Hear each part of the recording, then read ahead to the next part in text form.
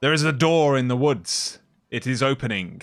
Inside is Pete Parsons. Here he is. Only joking. It's time for Zer. Returning for the weekend of the 22nd of August. Man, time flies when you're trying to have fun, I suppose. Let's see what Zer's got for us this week. We have a 6th Coyote for Hunter Friends. A Grenadier roll right here. Then there's Blight Ranger, which is a Paragon. Totals of 60 though, unfortunately. Although I guess I actually haven't looked too much at new exotics in Edge of Fate because their stats are generally lower than older stuff, I believe. So I'm not sure if that is good in terms of a newly dropped one. We've got Ashen Wake though, which is a Paragon. This has got Melee Grenade Super, which ain't too bad. Blast Wave Striders as well. A Grenadier with Grenade Super class, which might be alright. Otherwise, Claws of Ahamkara is a Grenadier roll. Total of 60 once again. And we have the Cenotaph Mask as a Bulwark roll. As folks have said, Zer can potentially change the stat archetypes on these if you switch up the mod on your Ghost. Not sure how reliable that is. I haven't paid a lot of attention. Give me your experiences with that.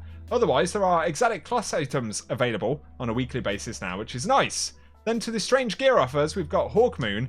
This has Eye of the Storm this week. Otherwise, the Cerberus +1, Hardlight, and Colony are available. Plus, we've got catalysts for Sunshot, which is nice, as well as the Tractor Cannon catalyst. Sunshot, especially, a very, very juicy one.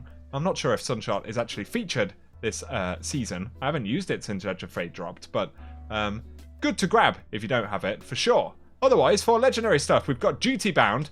This one has Stats for All, nearly said Wellspring, as well as Dynamic Sway Reduction.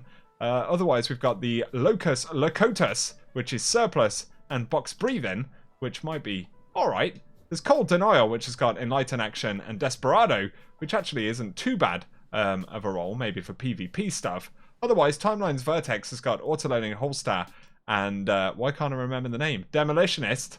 I knew it was that, I just didn't really know. And then we've got Brass Attacks, which has got Killing Wind, as well as One for All.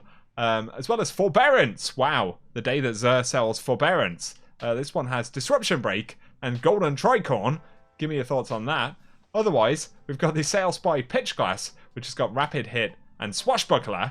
And then we have the Slammer Adept. Wow, an Adept Nightfall weapon right here. So you can sell these Adepts. This has got Relentless Strikes and Chain Reaction, as well as Permeability, which is the one which switches the element of the weapon to match your super when you use your class item, which might be okay for some stuff. You know, it's not necessarily the god roll by any means, but if you never got a Slammer before, then you can get an Adept one right there. Finally, though, we have the Faith Keeper from back in Echoes, and this one does have Clown Cartridge as well as Explosive Light, so that isn't too shabby. I feel like there might be a couple of things that might tantalize some folks, especially newer players. There might be a couple you want to grab. Definitely get the Sunshot Catalyst if you do not have it.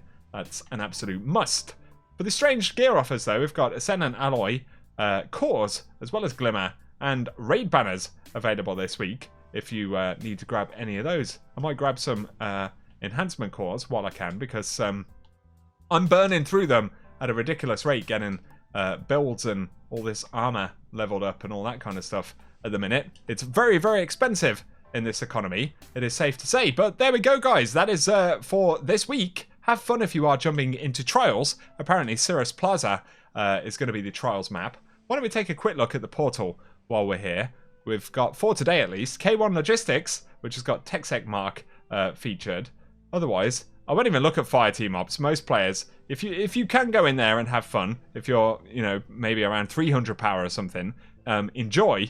Otherwise, it's pretty horrible, actually, playing with randoms with the current kind of timers and stuff. Starcrossed is featured, though, and we've got Bushido Helm, if you want to add one of those two collections. I'll tell you what, I did get lucky with a couple of Tier 5 Bushido pieces from one of my last seasonal conquests, but it won't be a full Tier 5 set for a little while, I guess. If you guys found the video helpful, though, before I babble on too much, a rating below very much helps me out on the channel. Be sure as well to get subscribed and I'll keep you posted with more Destiny content. Otherwise, though, I hope you guys have an awesome day. I'm off.